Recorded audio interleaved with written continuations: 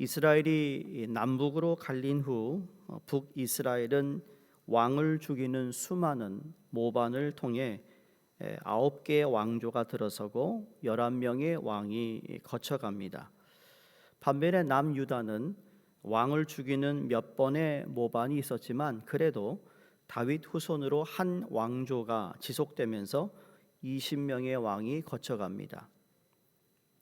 조선 왕조 실록 보면 우리가 여러 왕들이 잠시 왕이 됐다가 또 죽임을 당하고 또 궁궐의 치맛바람에 이어서 또 누군가가 왕이 되는 그런 일들을 보면서 이 북이스라엘과 남유다도 별 다를 바가 없다라는 것을 보게 됩니다. 어려운 것은 이름이 어렵죠, 그렇죠? 도대체 아하스가 나온 것 같은데 또 나오네, 그렇죠? 이 이름이 도대체 무슨 이름일까? 그거 빼고는 이해가 되겠는데, 이름 때문에 참 힘들어요. 저도 너무 혼동스러워. 아니, 이 이름이 나오지 않았나 할 정도로 다시 눈을 비비고 봐야 할 정도로. 제가 이제 요약해 드리면 북이스라엘에서 가장 악한 영향력을 끼친 왕이 누구였습니까? 아합 왕입니다. 그게 7대 왕이에요. 아합. 기억하세요. 아합. 이 나쁜 왕. 근데 남유다에서 가장 악한 영향력을 끼친 왕은 오늘 본문에 나오는 아하스 왕입니다. 아하스. 12대 왕입니다.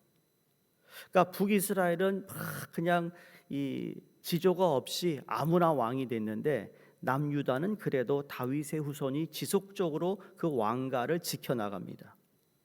열왕기하 16장에 크게 두 개의 단락으로 나누는데 첫 번째 단락은 1절에서 5절까지인 유다 왕 아하스의 전반적인 생애에 대해 정리하고 있습니다.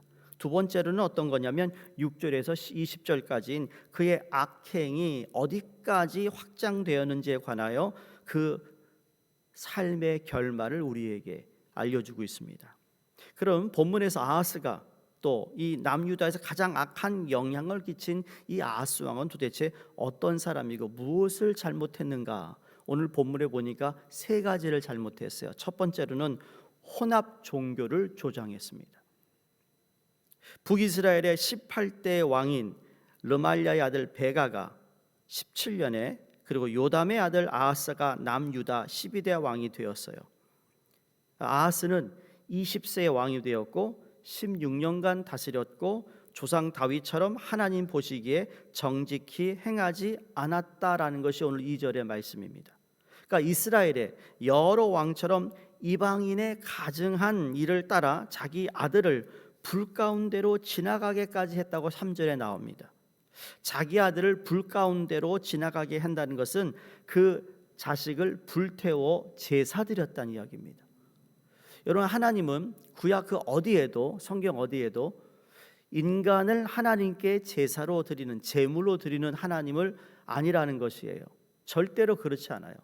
하나님이 예수 그리스도 자기 아들을 십자가의 희생 제물로 드린 것 외에는 하나님이 세상을 이처럼 사랑하사 독생주를 줄 만큼 우리를 사랑하시는 그 어떤 인간을 하나님 위해서 제물로 드려진 적은 한 번도 없다라는. 근데 다른 신화나 다른 여러분 종교를 보면 사람을 하나님께 드리는 일들이 얼마나 많았는지 모릅니다. 그런데 이게 뭐냐면 이 아하스 왕이 종교, 이 유대교의 혼합 종교를 이해하고 그것을 받아들이고 있는, 그걸 실행하고 있는 악한 왕이었다라는 거예요. 그러니까 성경은 이방인의 종교 의식을 따라 자식을 제사로 드리는 이 행위를 엄격히 금지하고 있습니다. 또 오늘 4절에 보면 아하스는 산당들과 작은 산 위와 모든 푸른 나무 아래에서 제사를 드리며 분향했습니다. 당시 무속 신앙을 가진 사람들은 산과 더 가까워진다는 의미로 산에서 종교 의식을 거행했다라는 겁니다. 그래서 우리도 옛날에 우리 한국의 전설에 보면 산에 올라 돌을 닦는다, 산신령님이 내려오신다 그러잖아요.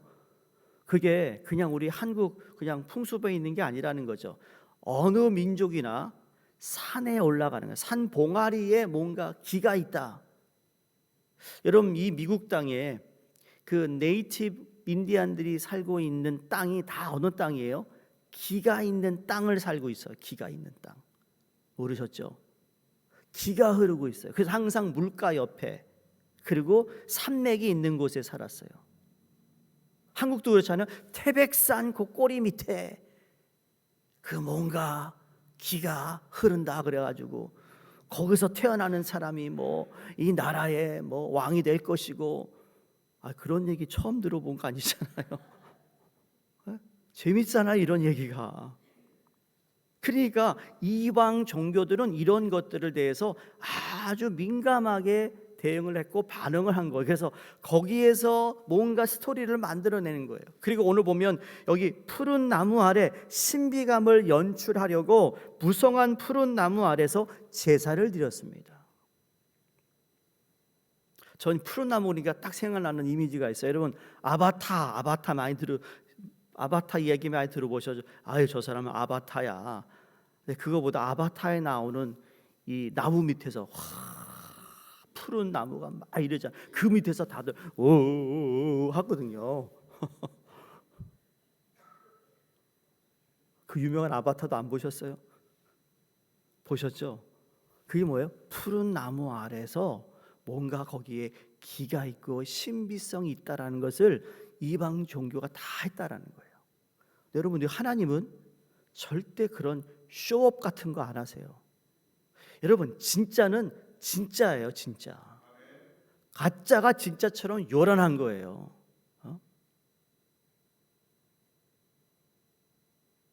그러니까 이렇게 그의 통치 말기에 결국 성전 기구들을 부수고 성전을 폐쇄하는 지경에까지 이르렀다고 역대하 28장 24절에서 증언하고 있습니다. 두 번째 잘못은 뭔가 하면 외세를 의지해서 끌어들인 겁니다. 자, 어느 날 아람 왕 르신과 이스라엘 왕 베가가 예루살렘을 공격해요. 근데 아하스는 애워싸움을 당했지만 그들이 절대로 남유다를 공격하지 못했어요. 승리하지 못했어요. 당시에 아람 왕 르신이 엘랏을 정복합니다. 그리고 유다 사람을 그 땅에서 쫓아내요. 그래서 아람 사람이 엘랏에 거주하게 되는데 이게 6절의 말씀입니다. 경제적이고 군사적인 요충지에 엘랏 항구의 상실은 유다에게 큰 손실이 아닐 수가 없습니다. 왜? 그 항구로 많은 그 물품이 들어오고 나가야 되는데 이게 끊긴 거예요. 그래서 아하스는 아수르 왕 디글랏 빌레셀에게 도움을 요청합니다. 자, 너무 웃기잖아요. 북이스라엘이 유다랑 같은 민족인데 북이스라엘이 아람 왕하고 손을 잡아서 유다를 친다는 거 한번 생각해 보세요. 말도 안 되는 일이잖아요. 마치 그런 거예요. 북한에, 그렇죠? 중국의 힘을 빌려서 남한을 침공한 거와 똑같은 거예요. 역사는 이게 어느 나라든지 그런 이상한 일들이 있는 거죠. 그래서 아하스 왕이, 여러분 우리가 알게 할 것은 그런 일이 벌어질 때는 우리는 누구를 찾아야 되죠? 누구 찾아야 돼요? 확실해요? 하나님 찾아야 되는데 누굴 찾았어요? 지금 어디를 찾았어요? 아수르 왕. 결국 아수르 때문에 망하는데 아수르를 끌어들여요. 7절에 나는 왕의 신복이요 왕의 아들이라. 정말 큰일 날 일이죠. 내가 왕의 종입니다. 나는 왕의 속국으로서 아들이란 얘기를 하면서 아람 왕과 이스라엘 왕이 나를 친히 청하건대 올라와 그 손에서 나를 구원하소서. 여러분, 이것을 이사야서 7장에서 우리에게 또다시 말합니다. 그 장면을. 이사야는 아하스에게 진짜 대적은 아수르야, 디글랏 빌레셀에게 사자를 보내 동맹을 맺는다는 건 이건 너무 위험한 일이니까 하지 말라고 이사야 선지자가 경고까지 했습니다. 당시 아수르는 강력하게 세력을 확장해 주변 국가들의 큰 위협이 되고 있었는데 이사야 선지자가 그런 아수르와 동맹을 맺으면 남유다는 결국 아수르의 종속됨을 알아야 된다라고 경고했음에도 불구하고 상관하지 않고 아수르와 손을 잡고 그리고는 그들을 물리치긴 하지만 결국 자국의 생존을 위해 외세를 의지하고 끌어들이는 일은 결국 패망을 자초하는 길이 되었어요. 세 번째 잘못된 죄가 뭔가 하면 하나님의 물질을 남용한 거예요.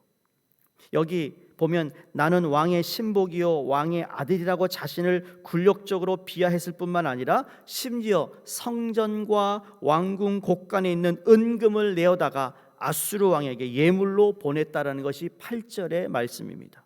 아수르 왕에게 뇌물을 바친 행위도 잘못이지만 특히 성전 보물을 뇌물로 삼아 그에게 주었다라는 행위는 정말 큰 잘못이었습니다.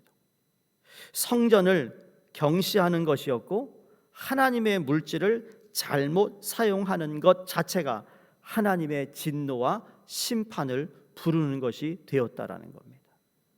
여기서 우리 한 가지 꼭 짚고 넘어갈 게 있어요, 여러분.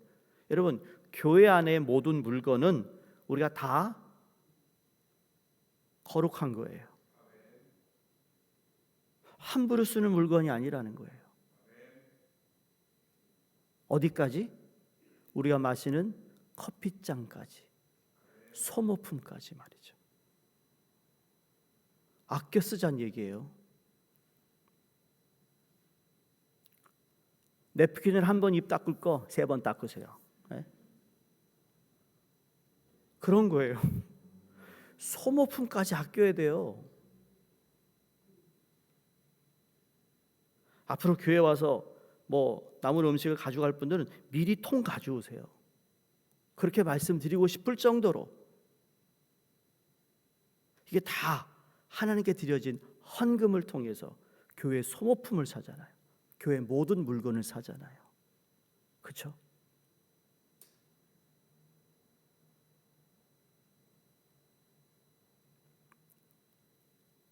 그런 생각까지 해봤어요. 아마존에 가면 요번에 우리 슈박 사면서 저 집사님 물품을 이렇게 사는 것 가운데 아이들한테 젓가락하고 숟가락이 들어가 있는 게 있더라고요. 그 이름 새겨서 다 나눠줄까 봐. 자기가 먹고 집에 가져가서 씻어서 교회를 따다 꼭 가져오세요. 그러면 우리 나무 젓가락 안 써도 되잖아요. 아멘이 안 나는 거 보니까 별로 이렇게 아니 그런 마음까지 그런 마음으로 우리가 교회 물건을 아끼자는 얘기예요. 네? 진짜 왜 못해요? 왜 못해요? 그러니까 하나님의 물건 성물까지 다 내어줬어요. 참 결국 아수르 왕 디글랏 빌레셀이 아하스의 청을 듣고 올라와 다메섹을 점령합니다. 그리고 그 백성을 사로잡아 기르로라는 곳으로 옮겨 놓습니다. 그리고 아람 왕 르신을 죽이면서 아람은 역사에서 사라집니다. 그때가 북이스라엘이 아수르에게 멸망하기 딱 10년 전 사건입니다. 이 장면을 보면 마치 디글랏 빌레셀이 유다를 도운 것 같지만 아하스의 구원 요청을 서방 진출을 위한 자신의 야욕을 이루는 수단과 계기로 삼은 것이었다라는 겁니다. 결국 아하스를 공격합니다. 언제? 역대하 28장 20절에 보면 아수르가 10년 후에 아하스가 그 외세를 끌어들인 그 명분을 삼아 동맹이라고 하면서 완전히 패망시키는 일이 벌어집니다. 그러니까 이스라엘 이 역사를 보면 고래 싸움에 새우등 터진다는 말이 있듯이 힘이 없으면 강국들의 싸움에 휘말려 고통을 당할 수 있습니다. 이스라엘은 이 메소포타미아라는 문명과 애굽 문명 사이에 고래 싸움에 새우등 터지면서 국제 정세에 따라 이쪽 저쪽에서 붙어서 생존을 모색할 때가 많았죠. 얼마나 자존심 상하는 일이에요. 그러나 결국 패망했어요. 여러분 힘이 없어서 결국 당한 거나 마찬가지입니다. 그래서 힘을 길러야 하는 이유가 분명히 있습니다. 그러나 구약 성경의 말씀에서 반복되고 언급되는 말씀 가운데 하나는 우리가 힘을 길러야 하는 것도 중요하지만 더 중요한 건 하나님을 의지하는 것이 더 소중하다는 것을 우리에게 교훈 삼아 말씀하고 있습니다. 이스라엘 백성이 그 어떤 침공에도 이길 수 있었던 한 가지 이유, 비결이 뭐였죠? 그들의 군사력도 아니었고 그들이 가지고 있는 무기도 아니었고 오직 여호와 하나님만을 의지했을 때 하나님께서 말씀했습니다. 이 전쟁은 너에게 속한 것이 아니라 나에게 속한 것이니 너는 나를 신뢰하고 믿으라고 말씀하신 것 외에는, 여러분, 그 외에는 하나님이 다른 말씀하신 적이 없어요.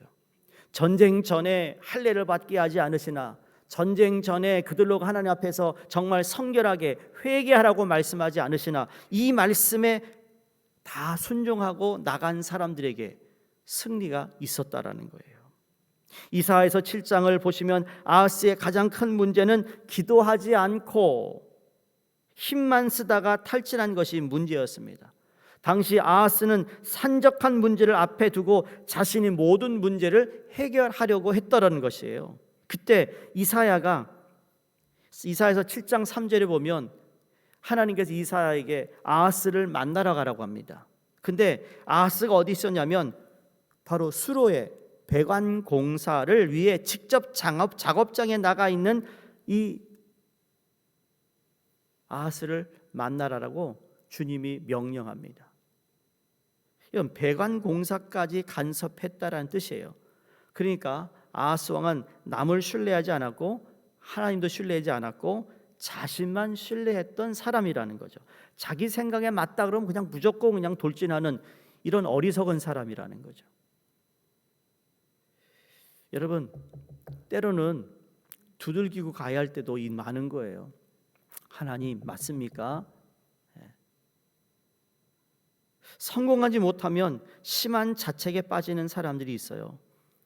아하수는 아마 아하수처럼 20시간 이상 일하고 일주일 내내 거의 잠도 자지 않고 일하면서 내가 해야 모든 게 잘 될 것이라 생각하는 것, 그건 큰 오산이고 오만이고 교만인 거예요. 우리 모두는 잘하는 것도 있지만 못하는 거 있어요. 못하는 건 남이 하도록 내줘야 된다는 거죠. 부흥도 성공도 다 자기가 해야 한다고 생각합니다. 여러분, 그건 힘든 일입니다. 탈진이 오는 겁니다. 기도할 힘을 잃어버린다는 거죠. 사람이 탈진한다 또는 영적으로 탈진하면 영적으로 자신을 학대한다는 거 아세요? 정서적으로 상추투성이가 되며 조급한 마음으로 나쁜 일에 손을 대는 일이 거기에 있는 겁니다. 신앙인들이 나쁜 데 손을 드는 나쁜 버릇들이 생기는 이유가 뭔지 아세요? 영적 탈진 때문에 그런 거예요. 교회는 잘나네요. 잘 알아요. 그런데 그 사람이 그런 합의가 있어? 의아하게 생각하는 게 뭔지, 바로 그런 거라는 거죠. 결국 그건 더 깊은 좌절감에 빠집니다. 왜 아하스 왕은 어린아이를 희생제사로 의식을 행했는가? 이게 영혼 탈진에서 오는 건데 이성과 상식과 도덕을 다 잃어버리는 겁니다. 심지어 자기 아들을 희생제사로 바치니까 말이죠. 그처럼 아하스 때의 상황은 암울한 상황이었습니다. 그런데 그때 하나님이 이사야서 7장 14절에 이런 말씀을 주십니다. 자, 아까 제가 이사야서 7장을 계속 말씀드렸잖아요. 이렇게 아하스 왕처럼 이 정말 암울하고 컴컴하고 희망이 보이지 않는 그때 이사야서 7장 14절에 저와 여러분이 너무나도 잘 알고 있는 하나님이 이런 말씀을 주십니다. 주께서 친히 징조를 너에게 주실 것이라. 보라, 처녀가 잉태하여 아들을 낳을 것이요 그의 이름을 임마누엘이라 하라.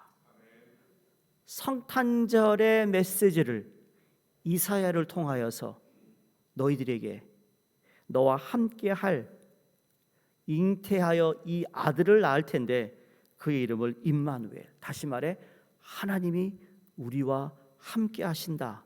그 모든 꿈을 잃어버리고 기도도 하지 못할 정도로 탈진했지만 너희들이 기억할 것은 내가 너희와 함께하고 있다라는 거였어요. 이게 희망의 메시지예요. 마구간에서 태어나신 아기 예수님의 모습은 마치 이런 무언의 외침과도 같지 않습니까? 기다리라, 아직 끝나지 않았다. 하나님이 여전히 우리와 함께 하신다. 곧 성탄절이 되고 성탄 주일을 우리가 지키면서 우리가 1년 동안 살아가면서 어떤 모습의 삶이라 할지라도 탈진이 되었던 힘들던 경제적으로 육체적으로 어렵고 힘든 우리의 삶이지만 하나님께서 예수 그리스도 이 땅에 보내주심으로 동일한 메시지를 보내고 있다면 기다리라는 거예요. 내가 너희와 함께하고 있다. 하나님으로부터 멀리 달아나고 싶을 때도 하나님은 바로 그때 2000년 전에 임마누엘 예수 그리스도를 주셨던 것처럼 지금도 성령으로 우리와 함께 하실 것이라는 거죠.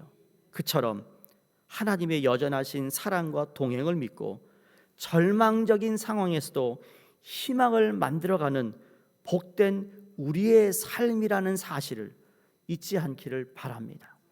아무리 이 세상의 왕이, 대통령이, 정치인들이 악한 수법을 가지고 법을 통과하는 일이 있다 할지라도 여러분, 우리의 힘이 힘들고 어렵습니다. 그럼에도 불구하고 우리에게 주시는 메시지는 내가 너희와 항상 함께 있겠다.